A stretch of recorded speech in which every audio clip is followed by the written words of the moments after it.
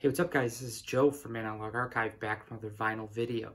Today's video is going to be a thread entry for Chris, Tunes from the Man Cave. He started a Jazz Vinyl Tag 2021. So it operates pretty much the same way as the normal vinyl tag video thread that starts in January. He came up with 21 questions that were all related to jazz and things that were associated with jazz. Chris has been a big supporter ever since I started my YouTube channel last March. He was also one of the people that kind of encouraged me to start a channel, communicate with him quite a bit on Instagram on a pretty regular basis, and just a really cool guy. Really love his videos, the energy, and obviously the records that he shows off are some incredible ones. And so really, really awesome that Chris started this thread, and really happy to be able to enter into it. So the first question, or the first prompt, was an album that got you into jazz. So what really got me into jazz would have been this album, Midnight Blue, Kenny Burrell. This was one of the early records that I had picked up when I was starting in jazz and really enjoyed guitar. I used to play guitar quite a bit, was really interested in albums that had a really heavy focus on guitar playing. And so Kenny Burrell was someone that I gravitated towards very quickly. And I soon, after listening to this one, really enjoyed Stanley Turrentine on tenor sax. So he was kind of another artist that really helped me move in the direction of really getting into jazz, and especially exploring other instruments other than the guitar, which was, for the first maybe month or so of jazz collecting, that was really all that I had. So a great album, kind of a staple in most jazz collections, and a really enjoyable one there. The next one, the next prompt was the first jazz album that you bought. So unfortunately, this wasn't the first one that I bought. I actually had sold that one recently because it wasn't in super great shape, but this was the second album that I bought, Sunday Morning Grant Green. So again, just like the Kenny Burrell one, what I was really interested in, and when it came to jazz, was the guitar and the sound, the tone that came with the guitar. So Grant Green is another jazz guitar player that's one of the best players at that time, and this is a really great album. Not one that gets a whole lot of attention. More recently, it's actually started getting a little bit more because there was a recent repress of this, but a real enjoyable one. This is a early copy. I think it's like a Liberty stereo, but it sounds incredible. And really, this is what also kind of springboarded me into collecting jazz more. The third one, a record that you own on Blue Note. So I've shown this one, but a really enjoyable session more recently that I've been enjoying, the John Jenkins with Kenny Burrell. This is the UA Mono label, so this is on that 70s label, but really enjoyable record. Like the partnership between John Jenkins on alto sax and Kenny Burrell on the guitar. So another one that, even though it's been a few years since I've started collecting, I'm still very interested in guitar playing on jazz. So really enjoy that, or jazz albums. The next one, a record that you own on Prestige. So that's going to be Mobley's Message, Hank Mobley. This is a original mono, and just incredible session. Hank Mobley tenor sax, Donald Byrd trumpet, Jackie McLean on alto sax. Got some standards on it, but it's also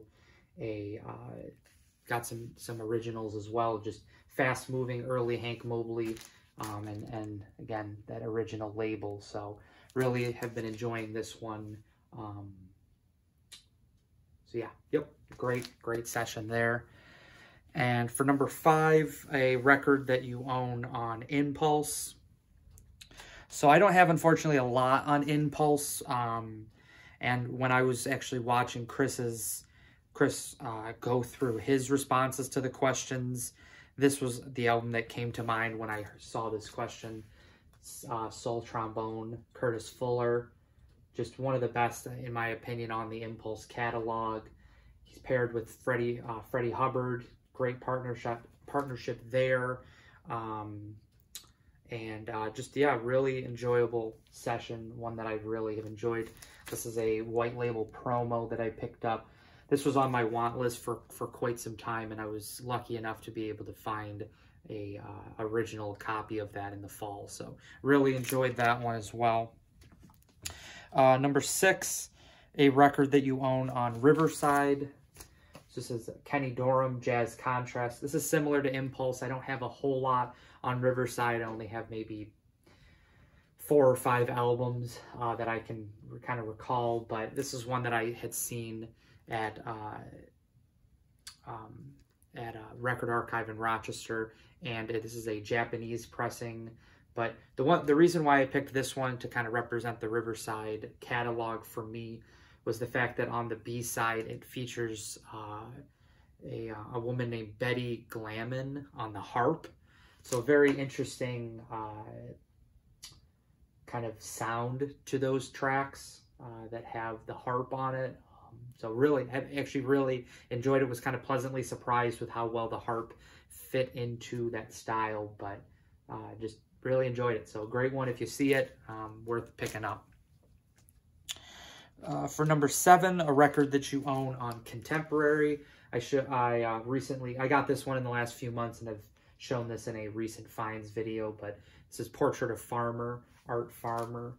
This is a original, it's a promo that I got as part of this collection that the owner, the Bop Shop Records in Rochester, had gotten in, and a lot of them were promo copies. This one, early Art Farmer, still on the trumpet before he moved to the flugelhorn, but a great kind of representation of Art Farmer's early trumpet career and early jazz career in general. And then the last one that was related to the different record labels, number 8, a record that you own in a subsidiary jazz label, or just on a smaller label. So this is on the New Jazz subsidiary. I have a few other New Jazzes, but this is the only one that I have that's an original. So this is Oliver Nelson on tenor sax, Kenny Dorham's on the trumpet, Ray Bryant on piano, Wendell Marshall on bass, Art Taylor's on the drums. I picked this one up during the quarantine. This is on that really great New Jazz purple label. So I'll show that for those that maybe have not seen that. Just a really cool label. This one's a deep groove, and a really interesting one. A good first kind of start for Oliver Nelson. He became a little bit more known for his compositions and him kind of conducting jazz sessions, and less on him specifically. But he had a few that were on, especially on Impulse. I'm blanking on the names, but there were 2. One featured Freddie Hubbard, and the other one had Eric Dolphy on it. I'm still looking for the one that has especially Freddie Hubbard on it, but meet Oliver Nelson. This was kind of his start, and a great New Jazz subsidiary of Prestige record. The next one, number 9, a record that you own that not many know about, but really should. This is also a recent pickup, Doing the Thing, Ronnie Matthews. This is a later Prestige release, 1964. So as they were transitioning from the iconic yellow and black Fireworks label to that blue Trident label, this is a mono copy. This isn't an original because the original technically was still on that yellow and black Fireworks, but sounds incredible. Very underrated session. Ronnie Matthews was an incredible piano player. It didn't really get a whole lot of sessions. He had a few around this time as a sideman, but didn't really get the recognition that he deserved, and the sessions as well. So an enjoyable one here, doing the thing. If you see this, you got to pick it up. And again, it flies under a lot of people's radar. I just don't think that they really know a whole lot about it, and but worth it if you do see it. So it's not going to be too super expensive. I mean, this was $30, and it's in incredible shape. So that's not going to be that wouldn't be too bad. So for number 10, the favorite a favorite jazz record that you bought in 2020. So if you're someone that follows me on Instagram, at the end of this past year, before we moved into the new year, I did the top 9 pickups from the year, and this one was kind of the top dog for me. Open Sesame, Freddie Hubbard. Just really happy and excited to have gotten this one last summer. This was also my introduction to Freddie Hubbard. I've said that in other videos, but just a really incredible session, paired with Tina Brooks, and then Freddie Hubbard would return the favor not long after this, maybe even only a few days later, for Tina Brooks on what's it called? I'm blanking on the name. True Blue, Tina Brooks. So I would kind of return the favor on that, but a great session as well for that. For number 11, a favorite record in a jazz artist discography. So I have a handful of artists that I really enjoy: Freddie Hubbard, Hank Mobley, Lee Morgan,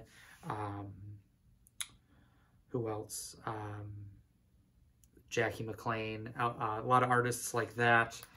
And I chose Hank Mobley. I've really started to really pick it up with picking up Hank Mobley's sessions, and just a really great one. I think this is my favorite of his catalog, which obviously answers the question, but this is an incredible session. He's paired with Hank Mobley on this one.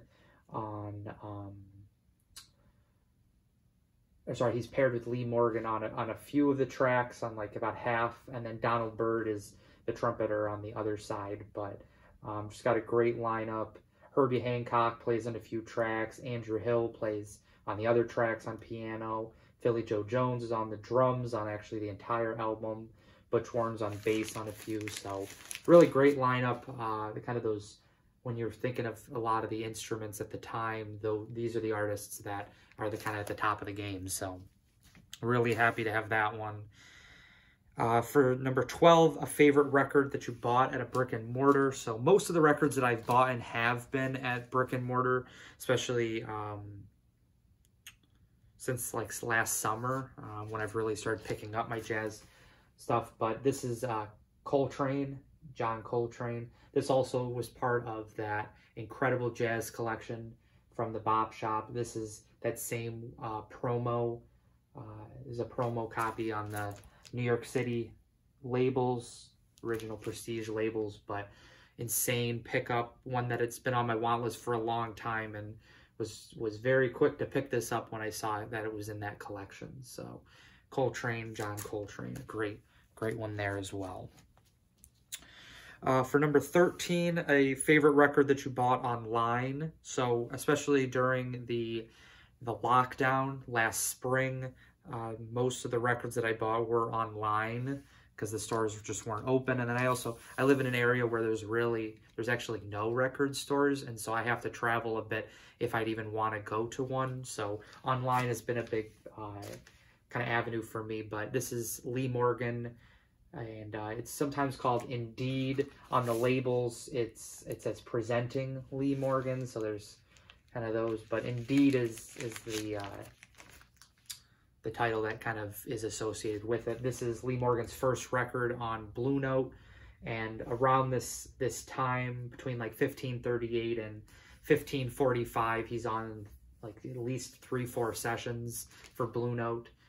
This was recorded shortly after his first album ever, introducing Lee Morgan on Savoy, but a great Blue Note one. This is also that 72 mono one. Was really glad to pick this up. This is a very difficult one to find in any form, so really glad to have found that last summer from a online shop that was in, I think it was in Oregon, Portland. So for 14, a record a friend found for you or gifted. So I talked about this last summer, but one time I went to the Bob shop and the owner, Tom, who I've really gotten to know very well since I've started going more frequently in the last maybe 2 years.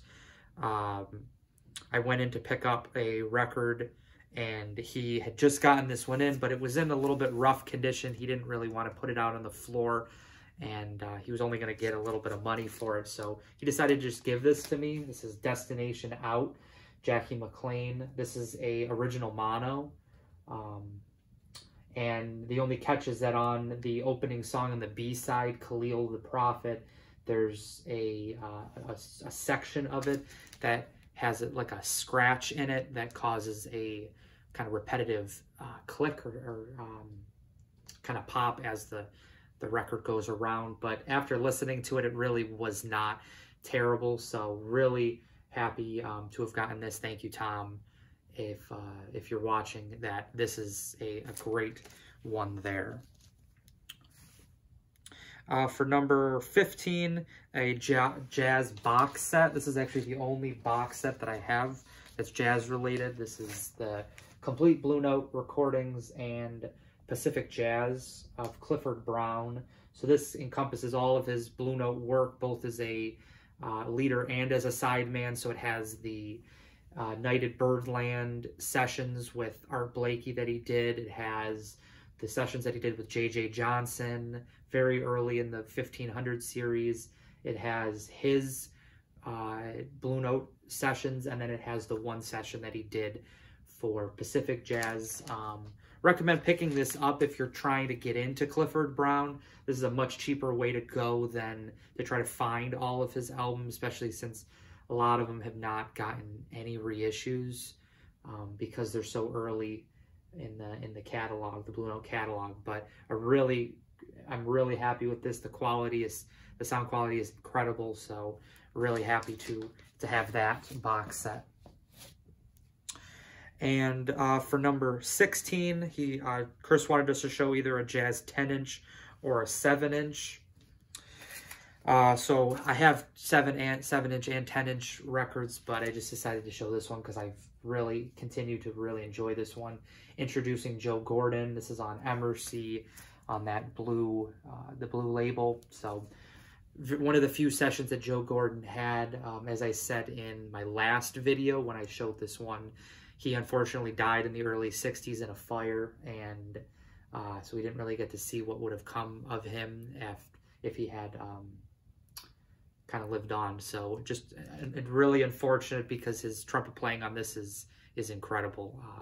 If you see this, there's also a 12-inch version of this that came out shortly after. This is, I think, from 54, and then the 12-inch was in 55. So great one there as well. The next one, your most recent jazz score. So this actually was just yesterday I picked this up. This is the Jazz Messengers on Columbia. This is a original mono on the 6i Columbia label. So pick this up. It's got a great lineup. Horace Silver on piano, Doug Watkins on bass, Hank Mobley on tenor sax, Donald Byrd on the trumpet, and then Art Blakey is on the drums. Again, this is still when they're transitioning to ultimately it being Art Blakey's group, and he being kind of the one that gets the head bill for it. But excited to listen to this one, and one that I have really been looking for a while. So happy to have seen that when I went to Rochester this past weekend. For number 18, a jazz record you hope to find in 2021. So I had two. Chris showed two, or talked about two, so I had a hard time narrowing it down to just one. The first one is Blue Lights, Volume 1 and 2, or, I mean, I'd like to have them both, but if I can start with at least one. They're both late Blue Note 1500 series by Kenny Burrell. One of them has a blue cover, the other one is pink. They're both Andy Warhol original covers. Got an incredible lineup. They have Tina Brooks is on those, Junior Cook's on them. Obviously Kenny Burrell's on those on the guitar. And there's a few other players on there as well, but it's a stacked lineup and one that I hope to be able to pick up soon. The other one is The Turnaround, Hank Mobley. It's one of the last Hank Mobley Blue Note sessions that I'm still looking for. So I really would enjoy being able to find that one. It's got Freddie Hubbard as well. And haven't been able to find it yet, but I hope to be able to find that soon. For number 19, a jazz record that you'd like to upgrade in 2021. This is a record that I had gotten early on. The Sermon, Jimmy Smith. It's got him on the organ, Lee Morgan on trumpet, Lou Donaldson and George Coleman are on the alto saxes. Tina Brooks is on tenor sax, Kenny Burrell and Eddie McFadden are on guitars, and then Art Blakey, Donald Bailey on the drums. So for the ones that have multiple players, Lee Morgan's on all of them, but like Lou Donaldson's only on one of the tracks. Tina Brooks is on only one of the tracks. Kenny Burrell features on 2 of the 3. Art Blakey is on 2 of the 3, so it's kind of a mixed session, a combination, which was very common for Blue Note. But this one I got cheap. I mean, you can see the price, $25, but this is an early mono copy, but it's got surface noise quite a bit in the background, and would like to be able to find a cleaner copy of this. So be on the lookout for that, and hopefully be able to find that soon. And then for number 20, a free jazz record. So I don't really have any free jazz. I've tried to get into that. I have a few albums that lean towards that a little bit, but I don't have anything that's like full-blown free jazz. No Eric Dolphy or like Ornette Coleman or Don Cherry or even like John Coltrane's later albums. I don't have anything like that, but I do have this one that I feel like leans more towards that avant-garde sound. Empyrean Isles, Herbie Hancock. And this is a very, very clean copy. Freddie Hubbard's on the cornet, Herbie Hancock's on piano, Ron Carter's on bass, Anthony Williams is on the drums. The Egg, which is the final song on the B-side, is where it really gets, it goes from that being maybe a post-bop sound to it being really avant-garde. And so I would say for free jazz, this is probably one of the most free jazz albums that I'd have. And then the last one is a Desert Island jazz album. So for this one, what I was thinking of was I want to have an album that has a variety of players on it, that it's not just like a quartet of like a guitar player with piano, bass, and drums, or just a one horn player. I wanted there to be more of a variety so that it doesn't just sound monotonous like some quartet sessions can, depending on the albums. So the Desert Island one that I would say would be All Night Long, Kenny Burrell. Technically, Kenny Burrell is billed as being the leader, but this is under the Prestige All-Stars. So it's got Hank Mobley on tenor sax, Donald Byrd on trumpet, Jerome Richardson plays flute on 3 of the 4 tracks, and then he's got 1 track with the tenor sax. Kenny Burrell's on guitar, Mel Waldron's on piano, Doug Watkins on bass, and then Art Taylor's on the drums. This is also part of that incredible collection, most of them being promos, but just a great lineup, as you heard, a variety of players, a tenor sax, a guitar player, a trumpet, a flute. I mean, just quite a variety, and a really one of my favorite albums of the year that I picked up so far, so really enjoyed having that one as well.